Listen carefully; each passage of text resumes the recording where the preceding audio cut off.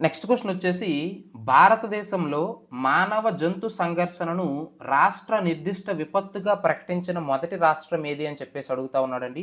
Options వచ్చేసి option 1 Gujarat, option 2 Kerala, option 3 Madhya Pradesh, option 4 Tamil Nadu అని చెప్పేసి చెప్తా ఉన్నాం. సో బేసిక్‌గా ఈ మానవ జంతు సంఘర్షణ అనేది ఎప్పుడూ వార్తల్లో ఉంటుంది. ఈ హ్యూమన్ యానిమల్ కాన్ఫ్లిక్ట్ అనేది. అసలు ఎందుకు ఈ హ్యూమన్ యానిమల్ కాన్ఫ్లిక్ట్ అనేది వార్తల్లో ఉంటుందంటే ఆబ్వియస్‌లీ జంతువులనేవి ఎక్కడుంటాయండి? అడవుల్లో ఉంటాయి.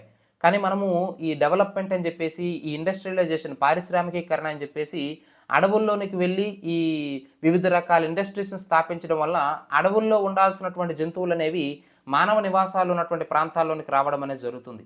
సో ఎప్పుడైతే మానవులపైన దాడులు చేస్తున్నాయో, మానవులు కూడా తిరిగి వాటిపై ఈ క్రూర జంతువులపైన తిరిగి దాడులు చేయడం అనేది జరుగుతుంది.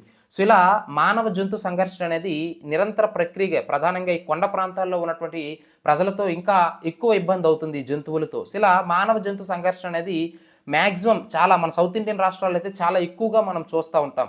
అయితే దీన్ని ప్రధానంగా ఈ కేరళ రాష్ట్రంలో ఏనుగులు ఏవైతే ఉంటాయో ఇవి జనావాసాల్లోకి వచ్చి జనాల్ని బాగా ఇబ్బంది పెట్టడం అనేది జరుగుతుంది. సో అందుకే దీన్ని ఒక రాష్ట్ర నిర్దిష్ట విపత్తుగా ప్రకటించింది. ఏ రాష్ట్రం?